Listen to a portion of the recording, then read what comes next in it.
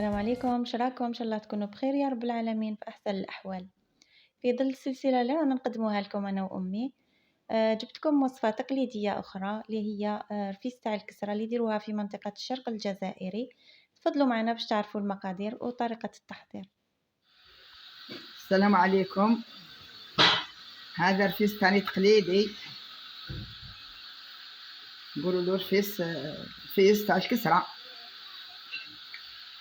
خبزوا الكسرة، مسوها درتي البارح، نفتوها ونديروا لها الزبدة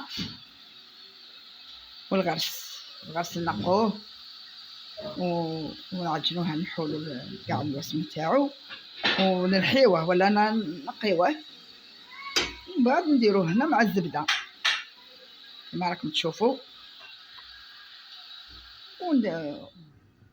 يذوب العسل مع الزبدة مع الغرس، يذوبوا يولوا هكذا جاريين، نديروا فيهم نعجنوا في وسطهم الكسرة. هذا يديروه طايفية، يديروه الشاوية، يديروه هذه ماكلة تقليدية. هنايا ملاحظة برك يما نديروه ماشي بلا مارغارين، نديروه الزبدة الحرة، الزبدة تاع البقرة. الزبدة الحرة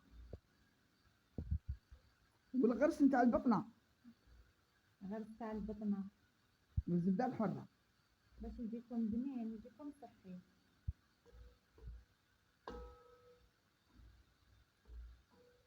ودوك نديرو فيه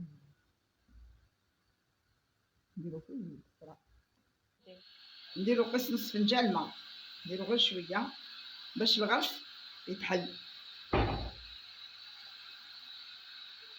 أنا زادت غير شوية ما باش تحل فيه هذاك الغرس مع الزبدة ولا الغرس هكذا. هنا من بعد نحطوه فوق النار باش يذوب ويسخن. وهذا الرفيس يما وقتاش ياكلوا هذا الرفيس؟ ياكلوا في زمان الشتاء، هذه الماكلات كل تاع الشتاء، هذه أكلة شتوية. أكلة شتوية. وبكري يديروه للنافسة، بكري يديروه للنافسة. ومع من تتقدم مع من مع اللبن، يتكل مع اللبن. ما كانوا يديروها فطور ولا عشاء؟ يديروها فطور ولا عشاء، ودوك الوقت كل واحد كيفاه، ويشربوا معاها اللبن.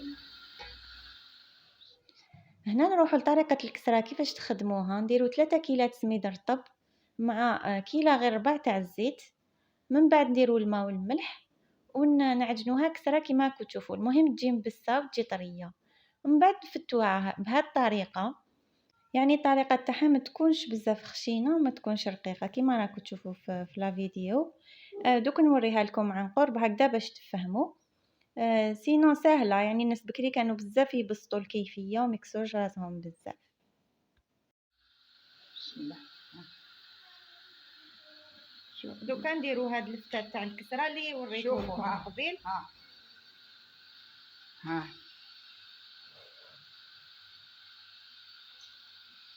هنا الكسرة لازم تكون مبسة برك بالزيت مليح تجيكم طرية. نديرو غير بالعقل هكذا باش ما يجيكمش يابس الداخل. حسب الكونتيتي تاع الغرس كاين اللي يدير رطل، كاين اللي يدير كيلو، كاين حسب العائلة، فرد العائلة.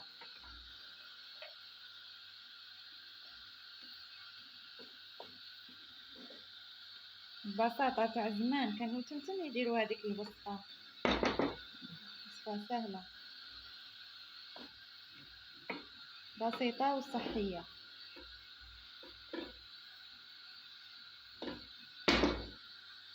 هكذا تقعدوا تحركوا فيها مليح.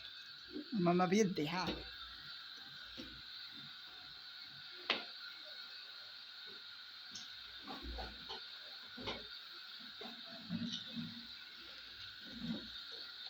هو الرفيس.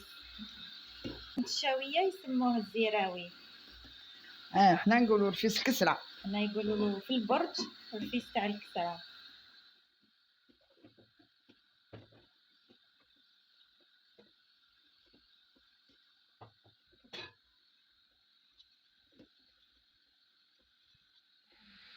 هذا كي وجدها وكيفاش، واللبن شهية طيبة وصحتكم. الله يسلمك يما، راهي شهي، يعطيك الصحة.